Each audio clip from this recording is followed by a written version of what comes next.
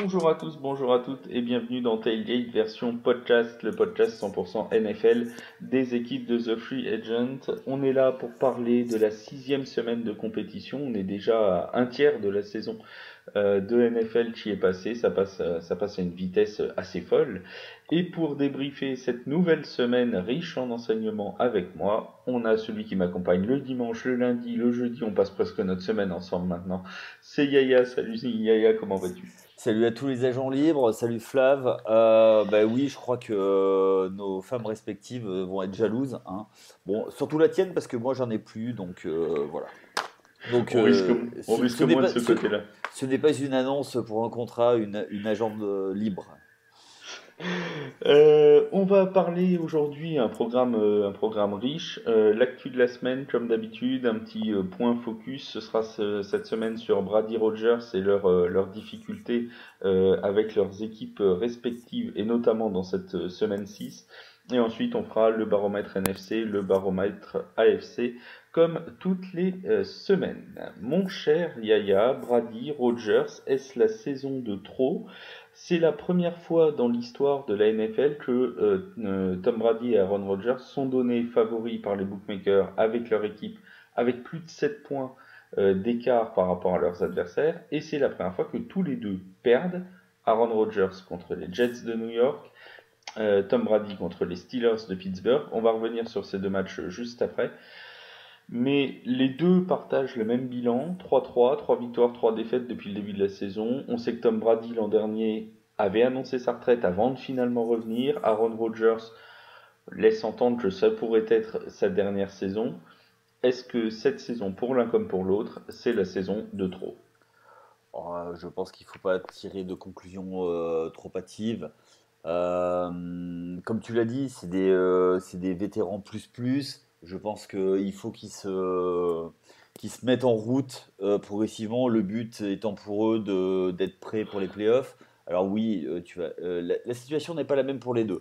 Tom Brady a la chance d'être dans une division assez accessible où il pourra tranquillement se qualifier pour les playoffs. Pour Aaron Rodgers, c'est un peu différent. Ça, c'est le côté différent. Le côté où c'est assez similaire, c'est que ils ont des soucis tous les deux par rapport à l'attaque. Et c'est surtout qu'on leur a enlevé leur cible préférée, leur joujou préféré. Du coup, c'est un peu compliqué. Donc, le Gronk, l'homme qui, de tous les combats avec Tom Brady qui est parti à la retraite, lui, définitivement, parce que bah, il en pouvait plus. C'est forcément la cible. Comme disent les jeunes, c'était le gars sûr. Il y avait quoi que ce soit, bah, il le cherchait, il savait où le trouver. Et je pense qu'il n'a pas été assez bien remplacé du côté de Tampa Bay. Tu rajoutes un jeu de course qui a un KA, qui repose uniquement sur Léonard Fournette. J'aime beaucoup Lenny, mais il ne peut pas tenir toute une attaque sur ses frêles épaules. Et après, ben, tu as Aaron Rodgers, lui, on lui a enlevé Davante Adams. Alors, c'est un peu différent parce que d'un autre côté, c'est un peu bien fait pour Aaron Rodgers. Il n'a pas trop à se plaindre. Il a voulu un gros contrat, il a eu, mais il n'y a plus de cap space. Donc voilà. Pour moi, c'est le manque de cible, mais que tout le monde se rassure, quand les matchs vont compter, ils seront là et je suis certain qu'ils travaillent d'arrache-pied. Alors, juste une petite chose pour Tom Brady. On avait l'habitude, quand il était encore du côté de la Nouvelle-Angleterre, il commençait ses saisons piano, piano, mais après il montait en puissance. Mais là, on sent un gros agacement. On l'a vu casser des tablettes, on l'a vu crier sur sa O-line ce week-end. Bon, il y a quelques signes qui sont pas forcément très encourageants, mais tout va rentrer dans l'ordre petit à petit. C'est ce que j'allais dire. Beaucoup trouvent que l'attitude même de Tom Brady sur le bord du terrain, on va pas parler de l'extra sportif, hein, on sait qu'il a quelques soucis de ce côté-là aussi, dans sa vie personnelle, mais euh, beaucoup le trouvent plus irritable avec, tu l'as dit, la tablette cassée. Alors ça a commencé, si tu te souviens bien, et je suis bien placé pour en parler parce que c'était les Saints. Oui. La première qu'il a cassée, c'était contre les Saints l'an dernier dans la défaite 9-0 des Buccaneers où ils trouvaient pas de solution en attaque et on a l'impression que c'est devenu presque une marque de fabrique puisque la NFL en est venue à carrément envoyer un mémo aux autres équipes en disant qu'il ne fallait pas casser les tablettes. Donc, comme quoi, c'est devenu... Voilà. Et là, effectivement, il y a eu cette scène dimanche où la O-line était sur le banc de touche et où Tom Brady s'est approché en visiblement leur criant dessus. Hein. Il y a pas d'autre mot. Oui. Il avait l'air très remonté. Et moi, il y a quelque chose qui m'interpelle. Alors, tu vas peut-être avoir la réponse ou pas. Quand je regarde le box score, et on va parler un petit peu de ce match entre les Steelers et les Buccaneers, euh, quand on regarde le box score, Mike Evans n'a été visé que 4 fois dans ce match-là. Oui. D'ailleurs, 4 réceptions, il a été visé 4 fois, 4 réceptions, 42 yards. Est-ce qu'il n'y a pas une sous-utilisation de Mike Evans cette saison? On sait qu'il a été suspendu un match, mais est-ce qu'il est très bien surveillé par les défenses ou est-ce que c'est Tom Brady qui n'arrive pas suffisamment à bien le trouver? C'est-à-dire que en l'absence justement de Gronk et d'autres cibles, Chris Godwin qui est en santé, pas en santé, qui est questionable quasiment tous les week-ends, il est forcément beaucoup plus surveillé. Et puis les autres receveurs ne sont pas du même niveau. Donc il y a peut-être un peu de ça. En Voilà. plus, on rappelle que Cameron Braid a été une nouvelle fois blessé dans ce Ouais, match-là. Ça avait déjà été le cas. Alors, je ne sais plus si c'était en semaine 2 ou 3, 3 ou 4, je ne sais ouais. plus quelle semaine c'était. Là, il s'est à nouveau blessé au cou. Cette fois, il a dû sortir sur une civière. Ça fait encore une cible de moins pour Tom Brady. Ouais, Après, totalement. après, tu l'as dit, bon, on en reparlera tout à l'heure parce qu'on parlera des Falcons sur la NFC. Et c'est vrai qu'il reste dans une division qui est largement accessible. Les Falcons, sauf énorme surprise, ne devraient pas faire jeu égal avec les Buccaneers toute la saison. Les Saints se sont légèrement décramponnés et pourraient l'être encore plus s'ils perdent contre les Cardinals ce jeudi. Les Panthers sont déjà décramponnés. Mm. Bon, on a quand même du mal à se dire que Tom Brady ne verra pas les playoffs cette année. Oui, non, mais là-dessus, pour moi, c'est pas une inquiétude. Donc, bon. Un, un petit mot, tant qu'on est à parler de ce match entre Oui, les Buccaneers et les Steelers sur Pittsburgh, quand même, parce que oui, si Tom Brady a perdu, c'est aussi que Pittsburgh, et surtout que Pittsburgh a gagné, oui, puisque ils ont fait la course en tête quasiment tout le match, totalement. avec un Kenny Pickett qui a été plus sûr de lui, on l'a trouvé plutôt à son aise, et surtout un Mitch Trubisky qui est revenu du banc de touche. Il avait été benché il y a 2 semaines, Mm. à la mi-temps du match. Là, Kenny Pickett, malheureusement, était en protocole commotion, donc Mike Tomlin n'avait pas d'autre choix que de faire rentrer le quarterback remplaçant. Et Mitch Trubisky rend une fiche très intéressante, 9 Oui. sur 12 à la passe, 144 yards, un Mm. touchdown, aucune interception, un rating de 91,2, des stats qu'on l'avait pas vu faire depuis le début de saison. Oui, c'est ça. Après, il était dans des chaussons, hein. Quand t'es devant au score, c'est toujours beaucoup plus facile que tu traînes de derrière, quand tu tires de l'arrière. Donc, oui, oui, oui. C'est- Pittsburgh est une équipe où on sait que même s'ils sont moins bons, c'est vraiment une année sans pour eux, ils lâcheront rien et ils ont un coach qui est quand même un des meilleurs coachs de la ligue et qui va essayer toujours de tirer le maximum de son équipe. Il y a une ligne qui est pas une ligne offensive qui est pas la sécurité sociale, mais il fera en sorte toujours de trouver des schémas, des choses pour mettre en avant cette équipe. Et c'est une belle victoire méritée sur le match. Et oui, oui, pour moi, ça a été top de voir ça. Et les Steelers qui ont donc réussi pour une fois à s'imposer sans Watt, qui Exactement. est Donc oui, à force de répéter cette stat, comme toutes les stats, comme toute série, plus on s'approche, plus elle devient grande, plus on s'approche de la fin. Voilà. Et donc elle s'est terminée ce dimanche sur le terrain des Steelers de Pittsburgh. Donc une belle victoire, les Steelers qui reviennent à 2 victoires, 4 défaites. Mike Tomlin a confirmé il y a quelques heures de cela que Kenny Pickett, quand il serait sorti du protocole promotion, redeviendrait le titulaire C'est logique. au poste de quarterback. Pour toi, il n'y a pas de discussion. Non, c'est logique. Et puis, alors quoi qu'on en dise, il est mis dans des conditions qui ne sont pas forcément extrêmement favorables. Mais il faut continuer à voir ce qu'on a quand même sous la main du côté de Pittsburgh.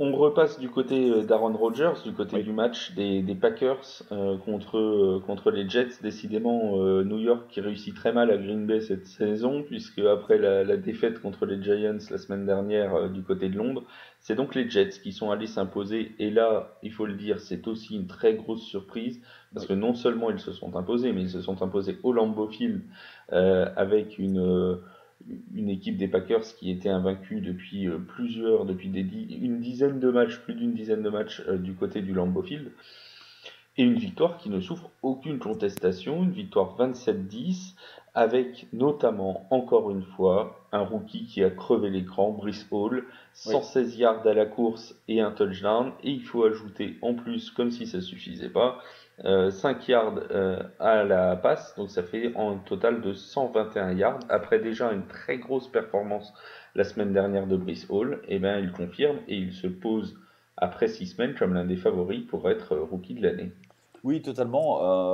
Au moins un des rookies offensifs de l'année. Euh,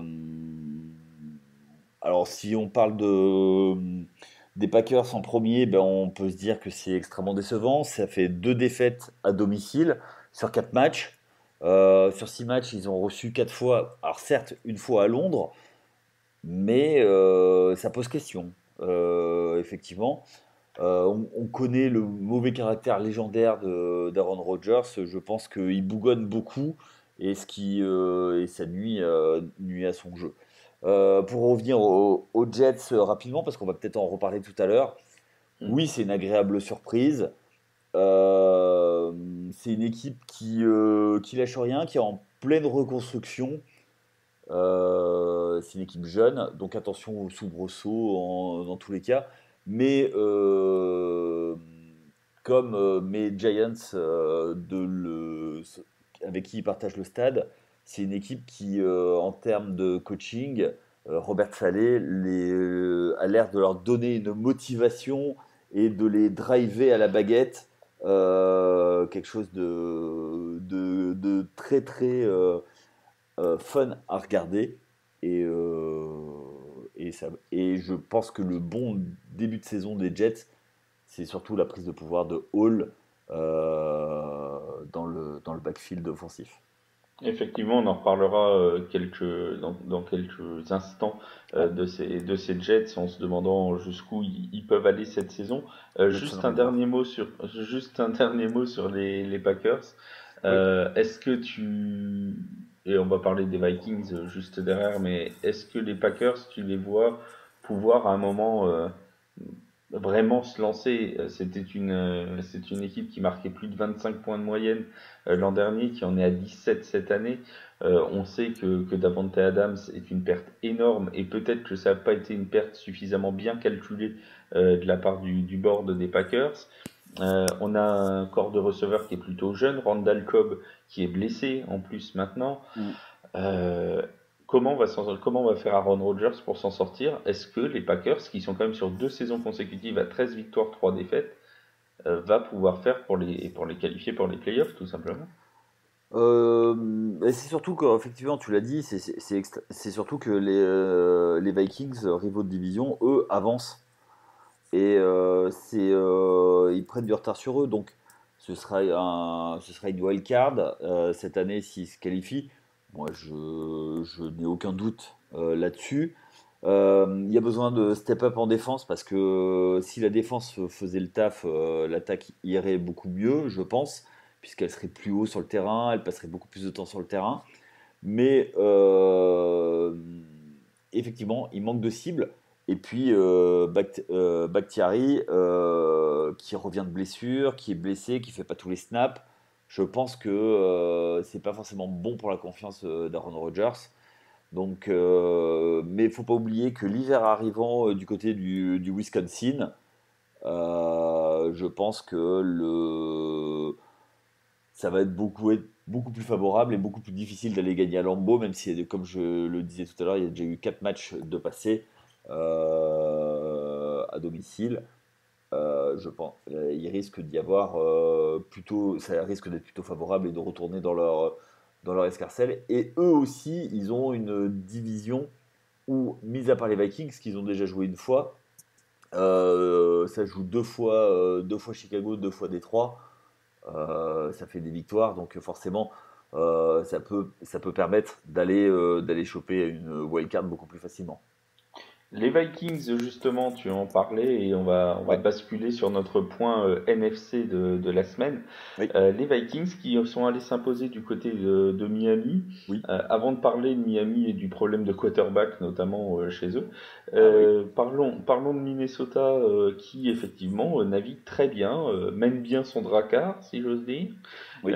5 victoires, une défaite depuis le début de la saison. Un Justin Jefferson qui a été très présent mais qui n'a pas marqué, quand même 107 yards en réception. Il a souvent été là pour amener les actions jusqu'à 2-3 yards de la ligne. Et finalement, c'est d'autres qui ont conclu, Dalvin Cook et Adam Thielen, qui est ressorti un Oui, petit peu de sa boîte, notre ami Thielen, oui, qu'on voit un petit peu moins cette saison mais qui est toujours présent quand il faut. ce qui est logique. Oui, c'est un match qui a été très longtemps défensif. Les 7 premiers drives se sont conclus par des punts.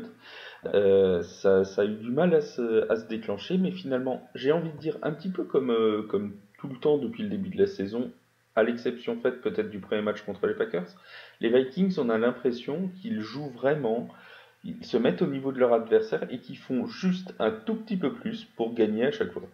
Mais c'est-à-dire que, du côté des Vikings, il y a un quarterback qui est Kirk Cousins. Depuis le temps qu'il est dans la ligue, on sait ce qu'on a quand on a Kirk Cousins. Qui n'est pas le quarterback le plus flamboyant de la ligue, mais qui fait le taf en dehors des matchs de prime time. À côté de ça, on a quand même des playmakers. David Cook, qui est pour moi un running back sous-coté depuis sa blessure. Il fait quand même 450 yards au sol, ce qui est plutôt pas mal en 6 matchs. Une moyenne de 4,8, c'est plutôt très correct. Et puis, comme tu l'as dit, il y a la star Justin Jefferson qui fait vraiment beaucoup de bien à cette équipe. Et pour finir, on a un Adam Thielen qui est toujours là et qui est vraiment aujourd'hui, qui est plus l'option numéro un Adam Thielen. Mais dès que Justin Jefferson est doublé, Thielen est toujours là et est toujours prêt à se montrer. Donc du coup, pour moi, c'est une équipe qui, en attaque, est extrêmement solide. Ça fait le taf. Il bénéficie très largement du manque de rythme pour l'instant des Packers et ils le mettent à profit. Donc à nouveau, aujourd'hui, il y a un nouveau coaching staff. Bah écoute, ça avance et c'est plutôt bien. Voilà, pour moi, Tu les, ils vont. Alors, ça va dépendre en fait du réveil des Packers, mais oui, ils peuvent gagner la division. C'est ce que j'allais dire. Est-ce qu'ils peuvent Et pour toi gagner la division, sachant oui, qu'ils ont déjà battu une fois les Packers de cette exact. saison? Oui, ils ont deux matchs d'avance. Ils vont en perdre forcément, mais si les Packers restent comme ça, oui. Si les Packers restent invaincus jusqu'à la fin, non, parce qu'ils vont en laisser tomber. Et après, il faudra le tiebreaker. Je pense que malgré Ils ont, tout, ils ont quand même, le retard à ils ont, l'allumage va coûter cher aux Packers ouais. sur la division. Ils ont quand même gagné de 16 points le premier match contre les Packers, ce qui est quand même pas rien pour Oui. remonter au niveau du tiebreaker. Oui, mais Euh, de mémoire, c'était à Minnesota et oui, au Lambeau Field. C'est jamais évident, pour peu qu'il y ait un peu de neige, un peu de. Voilà, ça risque d'être un peu compliqué. les Vikings qui seront en bye week lors de la semaine 7, ils ne joueront pas la semaine prochaine et on les retrouvera en toute fin du mois d'octobre contre les Cardinals de l'Arizona à la maison avant de jouer Washington, puis les Bills et les Cowboys. Donc il y aura quand même un menu assez sympathique pour les Vikings. On parle rapidement de Miami, des Dolphins qui ont commencé la saison avec 3 victoires, qui étaient bien partis. Et puis patatras, les blessures de quarterback se sont empilées Oui. les uns aux autres. D'abord Tua Tagovailoa qui devrait revenir pour le match de la semaine prochaine contre les Steelers de Pittsburgh. On a d'abord eu Tua, on a eu Bridgewater qui s'est blessé, et là on a eu Skylar Thompson qui s'est blessé, Bridgewater qui est revenu. Il y a un vrai problème au niveau des blessures de quarterback, c'est un problème de ligne offensive du côté de Miami. Je pense qu'il y a un petit peu de ça, mais il y a surtout la faute à pas de chance. On sait que dans une saison NFL, il y a des blessures. Ben, pour Miami, le problème, c'est que ça tombe sur le même joueur, enfin le même poste, plus Poste. exactement, oui. S'ils avaient été beaucoup plus prudents avec Tua Tagovailoa, je pense que on n'en serait pas là. Voilà. Ouais, Ils ont voulu absolument gagner contre les Bills, ils l'ont remis sur le terrain, ils ont gagné, mais sauf que match suivant, ben, patatras, comme tu as dit.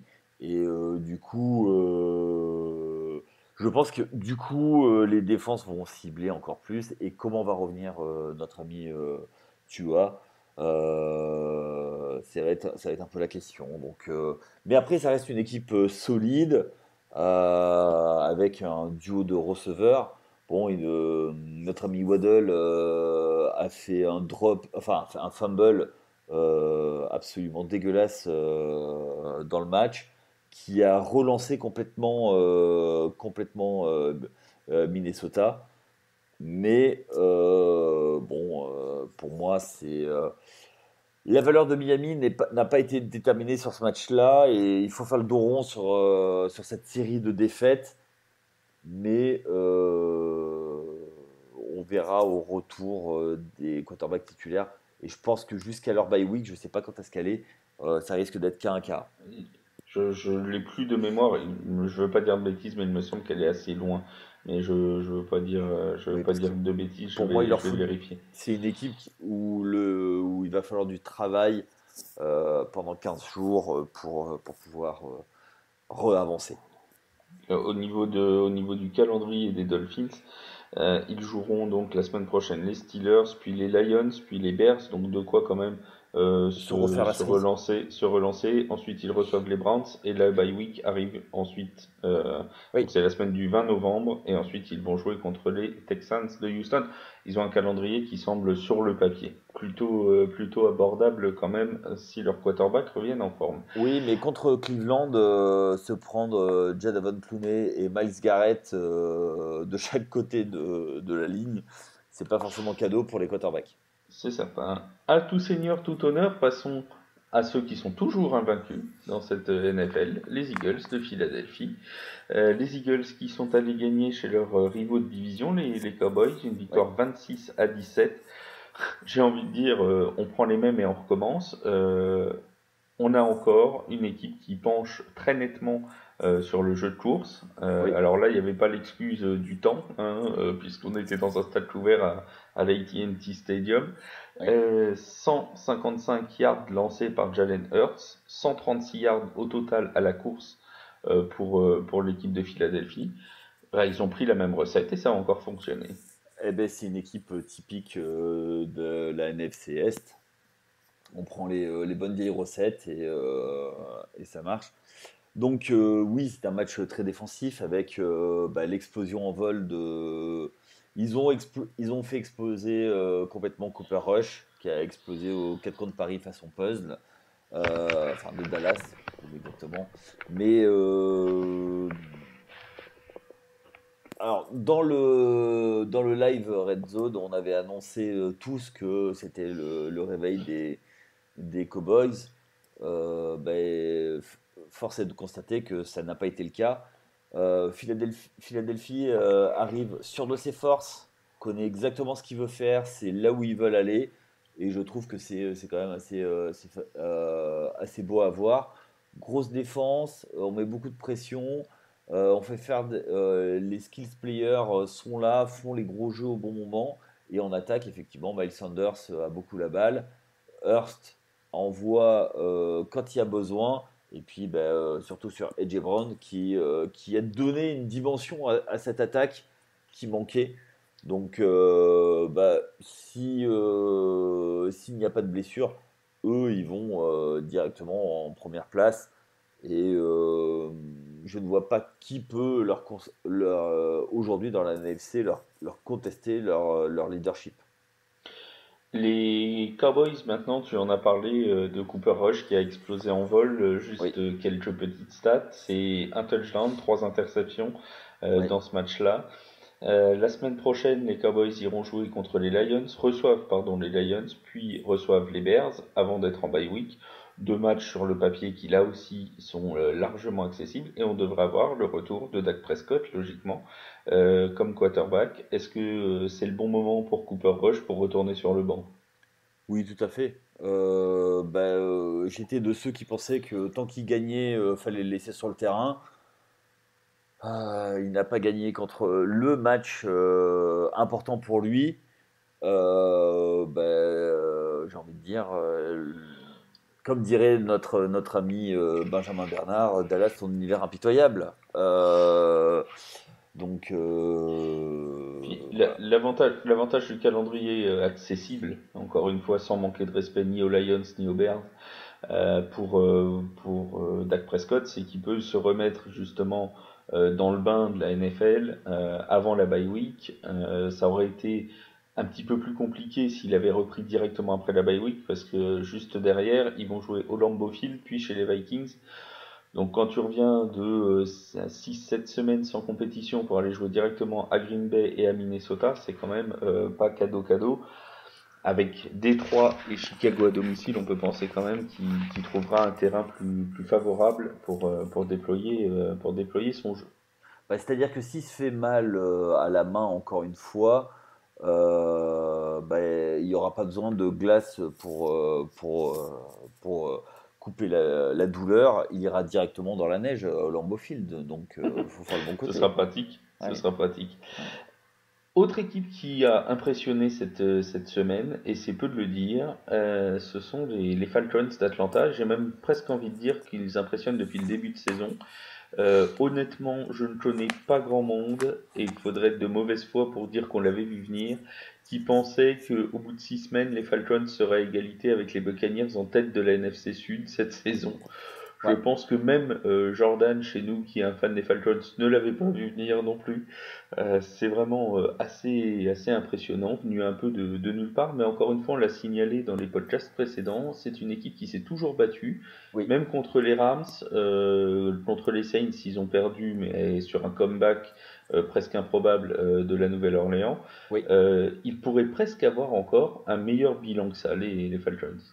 Oui, alors les Falcons, c'est vraiment l'équipe qui joue sans pression, qui, malgré tous les événements contraires, continue à jouer leur jeu et advienne que pourra. C'est un peu, les gars, vous êtes sur le terrain, montrez ce que vous avez. Prenez du plaisir et jouez.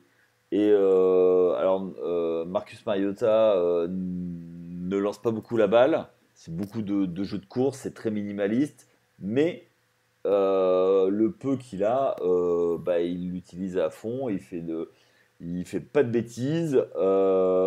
Et puis derrière, voilà, on s'amuse, on envoie. Et puis il y a quand même des skills players quand même.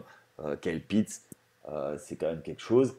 Même si les running backs sont sur le flanc, comme Cordarrelle Patterson qui est sur le flanc, qui va beaucoup manquer, ça permet de voir à d'autres joueurs de se montrer.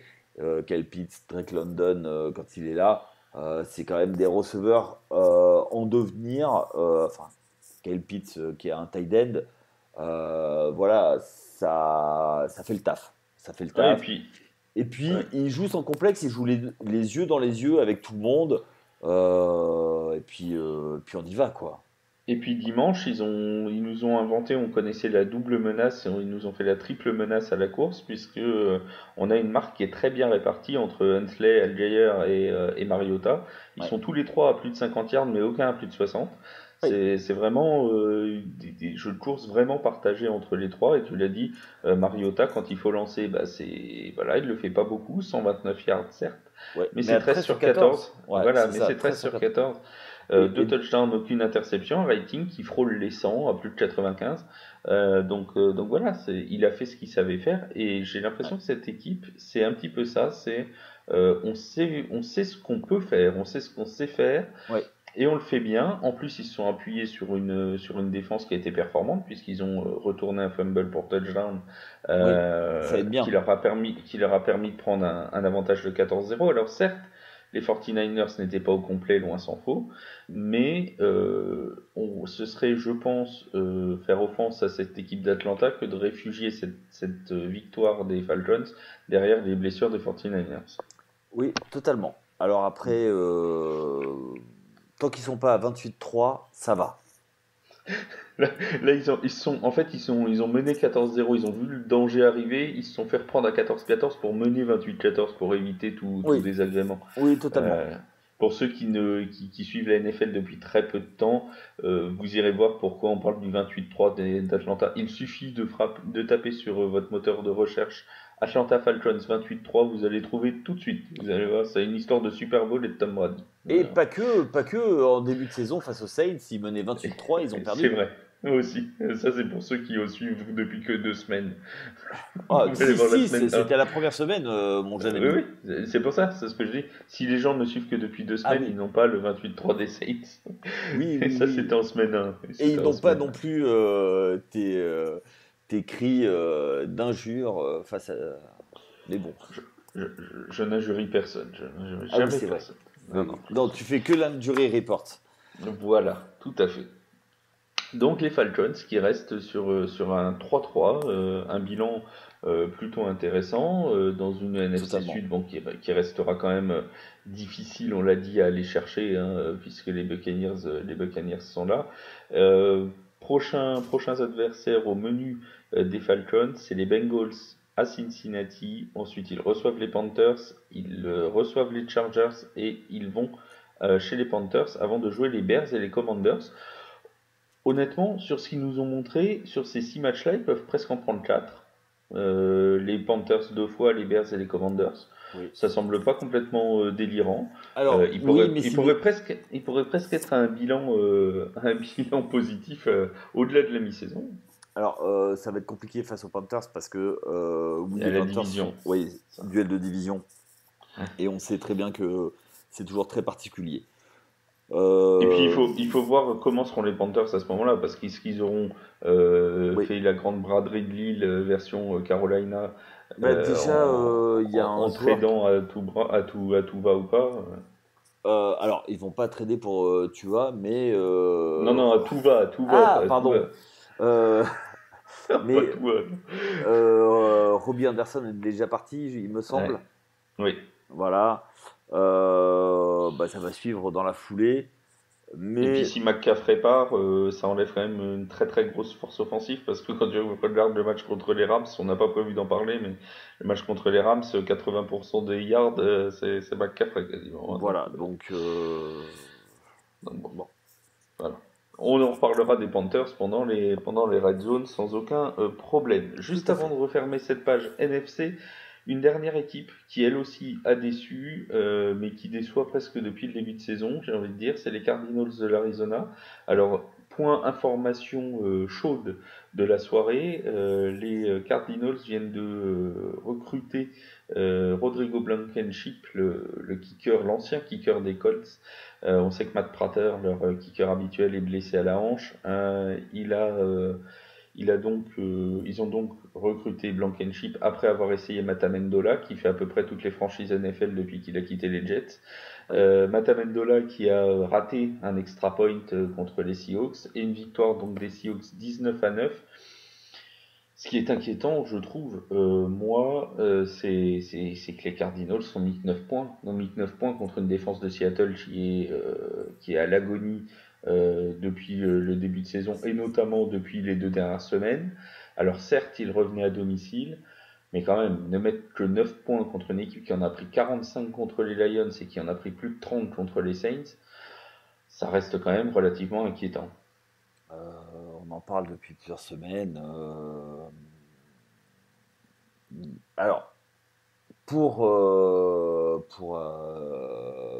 nuancer un peu mes propos, l'absence de DeAndre Hopkins a pesé beaucoup. On va voir ce que ça va donner. On se connaît la connexion Hopkins-Murray des dernières saisons. Voilà, c'est ça qui va faire la diff. Mais est-ce que Kingsbury ne serait pas le prochain coach à sauter parce que bah, ça progresse pas. Clairement, ça ne progresse pas. Ça fait depuis son arrivée, on avait eu une lumière d'espoir, mais il y a eu une éclipse tout de suite. Et ce n'était pas qu'une éclipse temporaire, c'est une extinction des feux. Donc on ne sait pas trop où ils vont. Ils ont recruté des vétérans, mais est-ce que ça fait le job? Voilà. Ça fait plus rustine sur des jambes de bois que réellement quelque chose de- on sent pas une dynamique qui va vers le mieux. Surtout que dans une division qui est extrêmement compétitive, où malgré tout, on pensait qu'elle serait beaucoup plus compétitive que ça. C'est un petit peu leur chance. Est-ce que faire un rebuild ne serait pas quelque chose à envisager du côté du front office? Je ne sais pas, mais clairement Kingsbury, s'il n'est pas débarqué en fin de saison, s'il n'atteint pas les playoffs et qu'il ne redresse pas la barre, clairement, il va retourner dans le football universitaire. Rappelons d'ailleurs que les Cardinals seront les hôtes du Super Bowl 2023, de la fin de cette saison 2022, qui se jouera donc à Glendale, et que les 2 dernières équipes à avoir accueilli le Super Bowl l'ont emporté, les Buccaneers et les Rams. Ce sera plus difficile cette année visiblement pour les Cardinals, surtout dans la division dans laquelle ils sont. On va parler en un mot, hein, très vite, très clairement. Pour toi, si les Saints viennent abattre les Cardinals jeudi dans le Thursday Night Football, c'est la fin de Kingsbury si les Saints gagnent. Oui. Oui, oui, oui, clairement. Bon, on va préparer Euh, l'article pour vendredi. Ben, sinon, enfin, c'est plutôt dans la manière. Ils gagnent miraculeusement contre Vegas. Ils ont 2 victoires de mémoire. Hmm. 2 victoires, 4 défaites. Et encore aucune à domicile, quoi. Pour moi, ça fait. C'est Alors que ça. la C'est, saison c'est- dernière, c'était plutôt l'inverse. Ils avaient très bien commencé, si ma mémoire est bonne, hein. Ils Oui. avaient bien commencé la saison avant de s'effondrer. Et là, c'est complètement l'opposé, Mais, quoi. mais alors, il y a une chose à dire, c'est que l'année dernière, il commence avec DeAndre Hopkins, il se blesse et là il est suspendu. Bon, pour moi c'est un vrai problème. Mais un seul joueur ne fait pas tout, surtout un receveur. Euh, il sera performant, il fera des stats, mais je suis pas sûr que ça comble tous les soucis. On passe à la FC, maintenant, Oui, l'autre conférence, et on avait un choc que tout le monde attendait. Forcément, eu égard au dernier match qui s'était joué entre les deux en playoff l'année dernière, c'était ce fameux match entre les Bills oui. et les Chiefs, si bien qu'aucun autre match n'était programmé à 22h25, hein, c'était le seul Oui. de toute la semaine. Ça aurait pu être un Sunday Euh, Night Football, hein, mais heureusement pour oui, nous, aux autres Européens, ça ne l'était pas. voilà, on a de la chance. La programmation, j'y reviendrai dans mon coup de gueule tout à l'heure. La Ah, programmation n'a toi pas aussi? choisi ce match-là. Ah, c'est le tien, bon bah tu le prendras, on fera tous les deux le même, c'est pas grave. Non, Donc, non, c'est pas ça. Mais oui. on en revient à ce Bills Chiefs. Les deux équipes étaient sur un bilan de 4-1. C'était les deux meilleures attaques. On n'a pas eu forcément un match aussi explosif que beaucoup l'auraient voulu, mais on a quand même qui est un eu peu un normal. match d'une très grande qualité, que Oui, ce soit défensivement ou offensivement, avec un Josh Allen qui a encore une fois montré tout son talent. Il a su aller chercher les first downs quand il fallait aller les chercher. ouais. Il rend une carte quasiment parfaite, 329 yards à la passe, 3 touchdowns, aucune interception. Franchement, ces Bills-là sont impressionnants. Oui, totalement. Euh, Alors, c'est pas, on s'attendait au même match que l'an passé, le 30-second game. On Euh, l'attendait plutôt. oui, oui, mais on l'attendait, oui, oui, mais on attendait un feu d'artifice et en fait, ça a été beaucoup plus défensif que prévu, puisque les deux coordinateurs défensifs sont quand même des maîtres. Buffalo, on parle tout le temps de Josh Allen, mais c'est une sacrée défense aussi. Maintenir les Chiefs de Pat Mahomes à 20 points seulement, c'est une grande performance. Quand on a dit ça, on n'a pas tout dit. Derrière, bah, c'est vraiment un match alors pour initier, mais qui a vraiment donné c'était vraiment du beau jeu. Effectivement, comme tu l'as dit, Josh Allen, bah voilà, quel joueur. Il est en train de rouler sur la ligue, il progresse d'année en année. Cette année, encore une fois, ben, quand il faut aller gagner les first downs à la course, il y va, il prend son équipe sur le dos et il fait avancer tout le monde. Pour moi, c'est fabuleux, c'est fabuleux. Voilà, voilà, aujourd'hui, il est au sommet de son art. En face, Pat Mahomes, pareil. Alors lui, ça fait plusieurs saisons qu'il est là. On a laissé le temps à Josh Allen de progresser, d'apprendre le système. Maintenant, il sait exactement ce que le coaching staff attend de lui. Il sait ce qu'il attendait de son équipe. Depuis qu'on lui a rajouté Stephen Giggs, ça y est, c'est parti. Enfin, c'était le chaînon, c'était son go-to guy qui lui manquait. Et maintenant, on lui a donné. Eh ben, let's go. Et ça avance. Alors, si maintenant, en plus, le jeu de course commence à se mettre en place, oui, il y a des rumeurs comme quoi les Bills vont se renforcer avant la trade deadline. Si c'est le cas, ils vont rouler sur toute la FC, quoi. Oui, alors il y a des rumeurs et des rumeurs qui sont pas des moindres, hein, puisque du côté des receveurs, notamment Odell Beckham Jr. pourrait venir signer chez les Bills. On dit bien pourrait, hein. Il y a d'autres équipes bien évidemment sur le dossier. Il y a une rumeur qui a couru, je sais pas si tu l'as vu, aujourd'hui, qui disait que Odell Beckham aurait été vu à l'aéroport de Buffalo. C'est visiblement ça a été réfuté par des journalistes sur place. Mais en tout cas, on sait qu'il y a des contacts proches, notamment grâce à Von Miller, Oui. qui a joué l'an dernier avec Et Odell Beckham et et qu'il qui est avait, un ami, qui ouais, est un qu'il ami avait d'Odell Beckham. déjà fait venir. C'est lui qui avait dit aux Rams de prendre OBJ. Voilà. Et donc il y a cette connexion-là. On a parlé aussi de contacts éventuels avec Christian McCaffrey justement pour le Oui. jeu de course.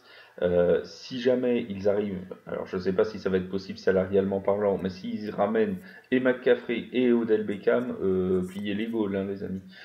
Oui, c'est exactement ça. Après, voilà, Après, on faut que sait. ça matche. Faut que ça matche. C'est toujours le problème des gens qu'on importe. Mais c'est vrai Je qu'on en pense que pour reparlera à ce moment-là Odell si ça Beckham arrive. Jr., ce sera beaucoup plus facile à intégrer que Christian McCaffrey, où il faut qu'il apprenne à jouer avec la ligne. Mais voilà, alors là, effectivement, si c'est le cas, on met le cheat mode sur Madden, quoi. Moi, ce qui m'impressionne aussi dans cette équipe, tu l'as dit, il y a la défense qui peut faire gagner un titre très clairement aux Bills cette année. Oui. Mais ce qui m'impressionne, c'est aussi cette faculté dans le corps de receveur, qui est pas un corps de receveur qui est énorme. Je veux dire, il n'y a pas une profondeur folle, Ah, mais non, non, mais attends, je m'explique. Tu vois, là où je veux en venir, c'est que t'as Gabe Davis, t'as Stephen Diggs, et on a l'impression que selon la personne que Josh Allen va choisir, il va le faire briller tout le match. La semaine dernière contre Oui, oui. Pittsburgh, c'était Gabe Davis, 170 yards et quelques, Ouais. un des touchdowns magnifiques. Et cette semaine, bah, ça revient sur Stephen Diggs, 148 yards, un touchdown. Bon, Gabe Davis a eu son autre touchdown, Knox a eu Oui. son touchdown aussi. Mais voilà, c'est vraiment, on a l'impression que Josh Allen peut faire briller qui il veut en fait sur le terrain, et c'est Oui. cette faculté-là qui est relativement impressionnante aussi, Bah, aussi je trouve. c'est Et il faut surtout, pas, oui, c'est vas-y. surtout une équipe qui est extrêmement bien coachée. Oui, ah oui, oui, oui, évidemment, oui, oui. McDermott a fait exactement ce qu'il voulait. Il a pris. Faut se souvenir que les Bills, avant qu'ils les prennent, sortaient d'une disette de presque 20 ans, voire plus de 20 ans, sans playoff. Ouais. On se souvient que la fête qu'ils ont fait quand ils ont fait un premier tour de playoff, Mm. Et puis bah ils ont un public magnifique aussi, les Bills, faut le dire oui. aussi. Alors la seule chose, c'est qu'il faut pas mener de table. Oui, Alors c'est ça oui, le parce truc. que faut la Bills Mafia, donc le nom des supporters lors du tailgate, donc c'est-à-dire le barbecue d'avant-match, s'amuse à monter sur les voitures et à se jeter à travers les tables. Bon. Voilà. Voire Il faut même, bien faut voire se même, réchauffer comme on peut. oui, alors justement, voire même des fois ils mettent le feu à la Mettre le table et feu. ils sautent à Ouais. travers. Bon, bah, chacun ses délires, hein, j'ai envie de dire, voilà. Pourquoi pas? Pourquoi pas? Et aussi à signaler quand même les Bills qui ont intercepté 2 fois Patrick Mahomes, dont une dernière fois sur le dernier drive, hein, enfin Ouais. l'avant-dernier puisqu'après ils ont mis le genou au sol, mais le dernier drive des Chiefs. J'aurais bien aimé voir la tête des supporters des Bills quand ils menaient 24-20 avec 1 minute à jouer pour Patrick Mahomes. Je pense qu'il y a des souvenirs de janvier dernier qui ont dû remonter en tête. Voilà. Oui, oui, oui.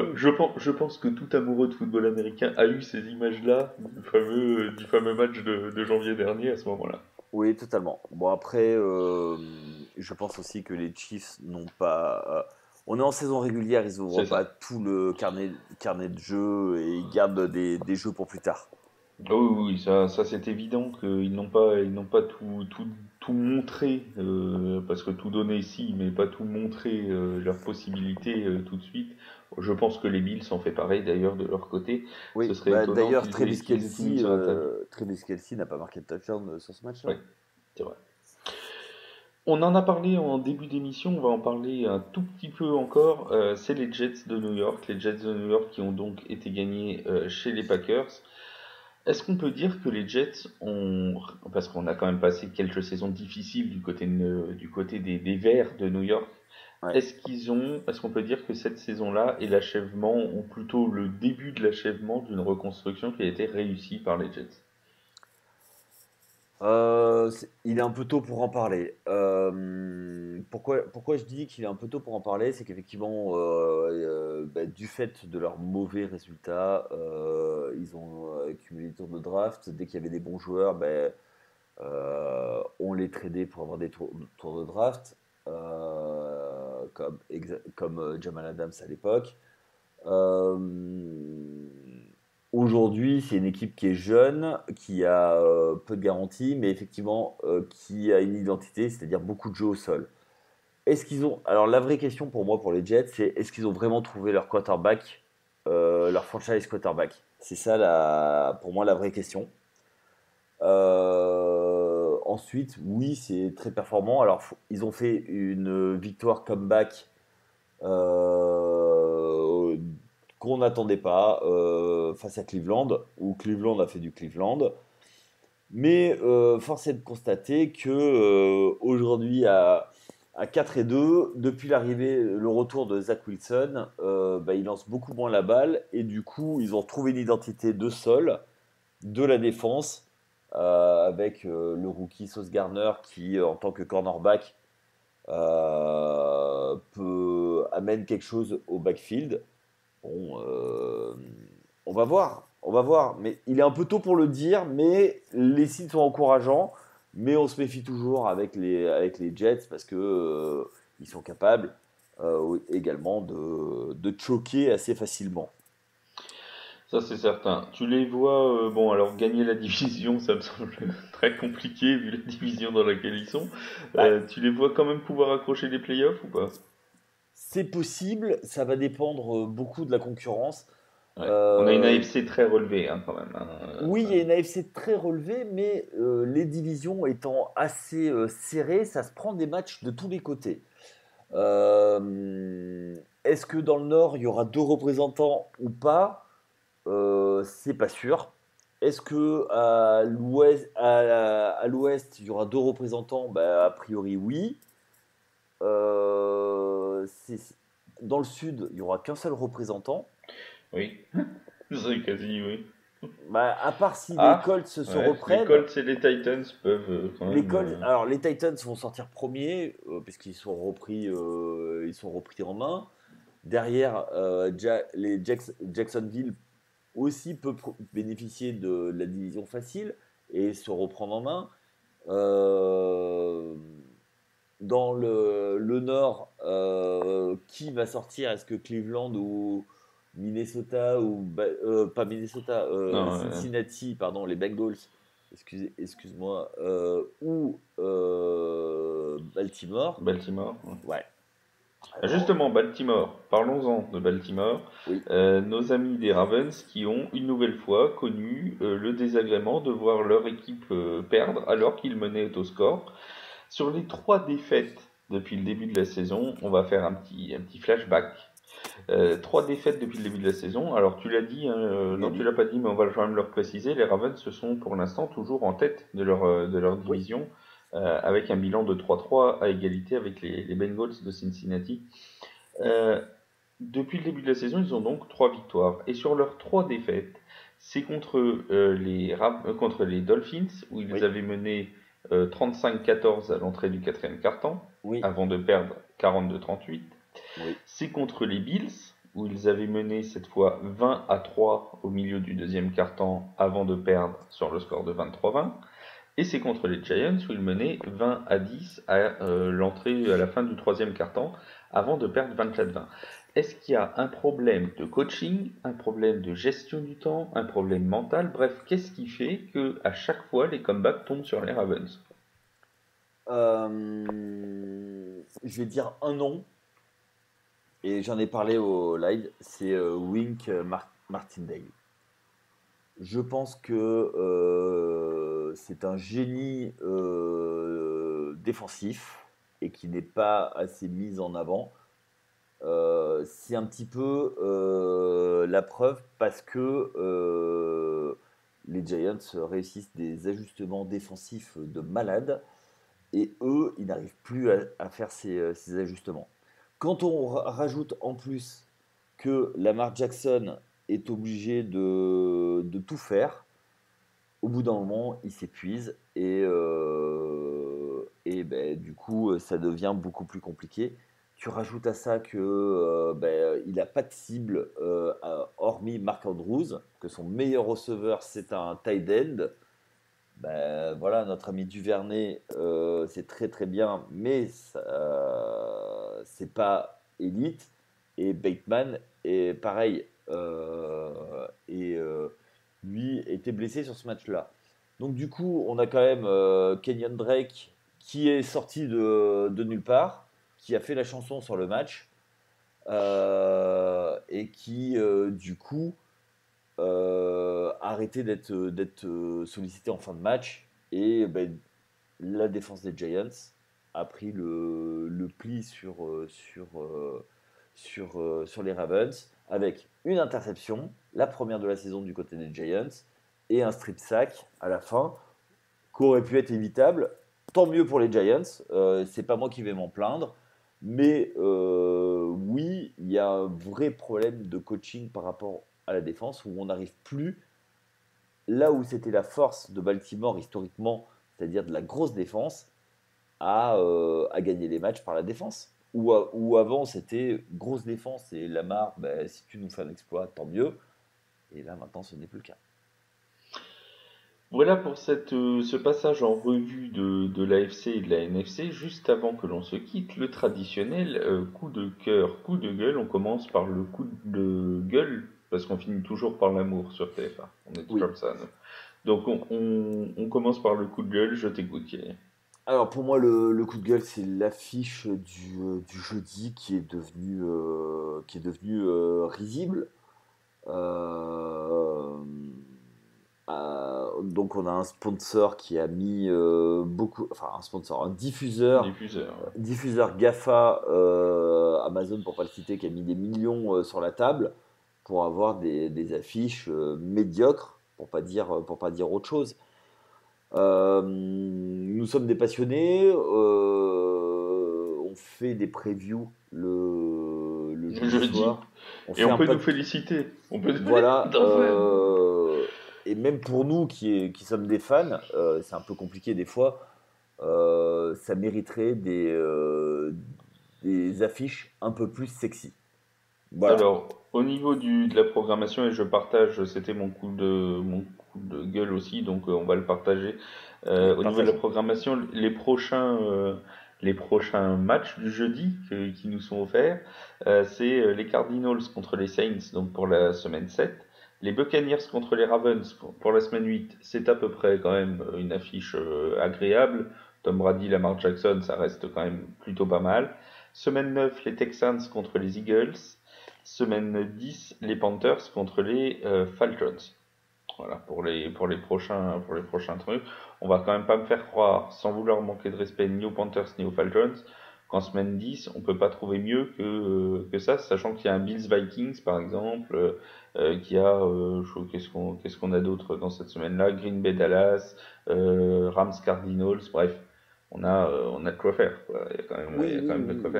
faire. Après, moi, quelque part, on nous dit la diffusion est prévue des semaines à l'avance. C'est vrai que là, on a déjà les diffusions presque jusqu'à la fin de l'année, des Ça matchs du s'arrête de jeudi, mémoire sauf, les matchs du jeudi, hein. voilà, ça s'arrête, je crois, enfin, en fin d'année. Et de toute façon, en fin d'année, les calendriers sont généralement revus pour mettre en prime time les matchs qui ont des incidences directes sur les playoffs, etc., etc. Mais Totalement. euh, il n'en reste pas moins que même en début de saison, on sait à peu près de manière certaine que certains matchs qui sont programmés, on avait quoi cette semaine? Bears Commanders. Oui. Il n'y a pas besoin d'être grand clair pour savoir que ça va probablement pas être l'affiche de la journée, quoi. Ben, pour tout dire, on va pas trahir un secret, mais toi, en tant que fan des, Les Saints. des Saints, oui, tu as fait du vaudou pour avoir un bon match et que ça n'a pas marché. Oui, ça n'a absolument pas marché. Bon, alors j'ai fait du vaudou pour les avoir aussi en prime time. J'ai gagné à les avoir la semaine prochaine. Mais encore, le Saints Cardinals, en début de saison, tu peux te dire que c'est des équipes. Ça peut être à ce moment-là deux équipes avec des bilans positifs. Bon, on se retrouve avec deux équipes qui ont un bilan négatif. Mais ça aurait pu être différent. Quand tu vois le début de saison des Cardinals l'an dernier, plus la capacité sur le papier des Saints, parce qu'il faut voir aussi le corps de receveurs décimé qu'ils ont en ce moment, ça aurait pu être une affiche agréable. Bon, là, ça tombe sur une affiche avec deux équipes avec des bilans négatifs. Bon, voilà, c'est comme ça. Il y a aussi de la faute à pas de chance, mais il n'y a pas que ça. Et je pense au prix qui a été déboursé par Amazon Prime pour diffuser ça. Bah, voilà, hein. Parce qu'on a quand même les deux derniers matchs, que ce soit le Colts Broncos ou le Commander Bears. On va nous féliciter, nous, d'avoir fait la preview, mais je voudrais quand même féliciter aussi Valentin et Mika qui ont fait les résumés de ce match-là, donc qui ont dû regarder le match jusqu'au bout. Voilà, on leur passe un salut amical parce que faut les Oui, faire, hein, les résumés de ces matchs-là. oui, Et d'ailleurs, Amazon Prime, tant qu'on en est à parler de diffusion, qui vient d'annoncer qu'il lancerait en 2023 un match du Black Friday. Donc il d'accord. y aura les matchs de Thanksgiving et il y aura maintenant un match le vendredi qui suivra Thanksgiving. Il y aura un Black D'accord, Friday Game à partir de la saison prochaine de 2023 qui sera diffusé sur Amazon Prime. C'est une annonce qui vient d'être faite il y a quelques heures. Donc c'est tout d'accord. frais, c'est tout chaud. D'ailleurs, est-ce que cette année, TF1 va commenter des matchs en même temps? peut-être bien. Pour Thanksgiving? Pour Oui, Thanksgiving? pour Oh bah je Thanksgiving. vais pas trahir de secret en disant que ce sera probablement dans la boîte, oui. Ah, Après je ne sais pas, honnêtement je n'ai pas demandé l'aval du patron, du grand boss, du grand Manitou, du grand Sachem, mais nous lui demanderons l'aval avant, mais je pense que on devrait nous retrouver pour un live sur Twitch, sur YouTube, sur Twitter, pour parler, pour commenter un match en direct, probablement celui des Lions, mais on en reparlera en temps voulu. Au niveau du coup de cœur, mon cher Yaya. alors, moi, j'en ai plusieurs. Ah bah vas-y. Mon premier, c'est sur cette semaine, c'est les Steelers qui ne lâchent rien. Et qu'est-ce que c'est plaisant de voir les Steelers gagner. Ils ont beau être décimés, ils mettent tout sur la table et même plus. Donc voilà, pour moi, c'était ça. Et c'est juste pour faire un focus sur également sur, j'en parle souvent, mais Mike Tomlin, quel coach! Quel coach et qu'est-ce qu'il arrive à faire avec cette équipe. Et donc c'est une vraie America's Team. C'est vraiment super ce qu'ils font. Donc ouais, c'est fun. Et je suis très content qu'ils aient gagné ce match. Pas parce que c'était Tom Brady en face, hein, ne soyons pas anti-Brady gratuitement. Mais qu'est-ce que c'était fun de voir les Steelers gagner. Et puis dans ce stade magnifique, qui même s'il a changé de nom, c'est toujours magnifique. Voilà. Voilà pour mon premier coup de cœur.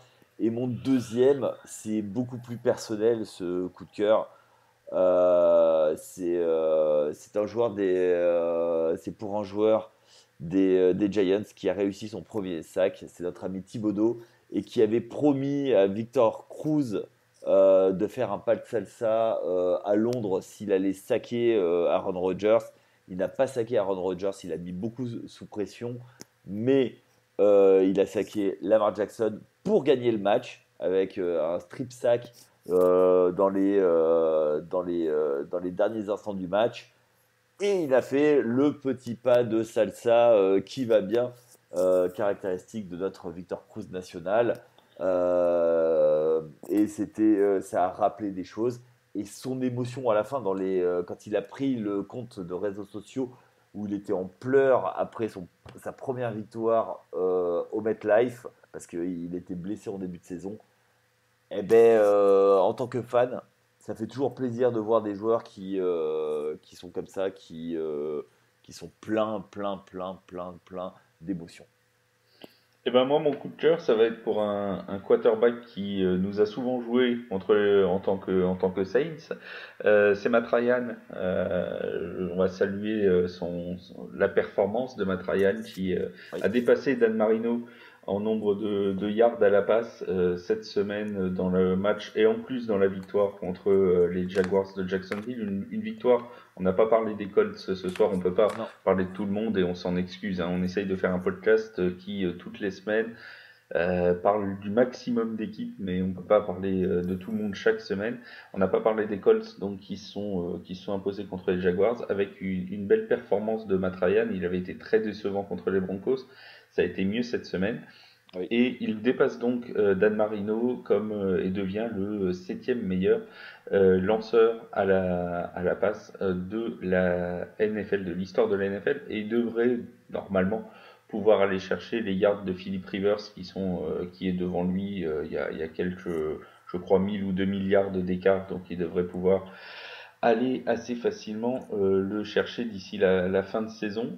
Totalement. Voilà, pour Matt Ryan, qui est un très grand quarterback de la NFL, et ça, même s'il a joué chez les Falcons et que nous n'avons pas toujours été amis, il faut savoir le reconnaître en tant que fan de foot US. Bon, Voilà. après, ça fait toujours quelque chose que Dan Marino recule, mais voilà, Dan Marino, pour ceux qui n'ont pas connu, qui était un quarterback légendaire des années 80-90 et qui est rentré dans la postérité en faisant une guest apparence dans Ace Ventura. Voilà. Et quarterback Dan Marino, notamment des Dolphins, Ah bah oui, que des Dolphins, il a fait que sa des carrière aux Dolphins, Dolphins. oui, oui, il n'a joué que aux Dolphins, et qui a fait les beaux jours de cette franchise de Miami. Voilà Totalement. pour le podcast de cette semaine 6. On vous remercie à tous de l'avoir suivi. On se retrouve dès jeudi, donc en live cette fois dans Tailgate pour parler du match entre les Cardinals et les Saints de la Nouvelle-Orléans. Et on se retrouvera en podcast la semaine prochaine pour débriefer la semaine 7. Bonne semaine à tous et à très vite sur les antennes de TF1. Salut à tous.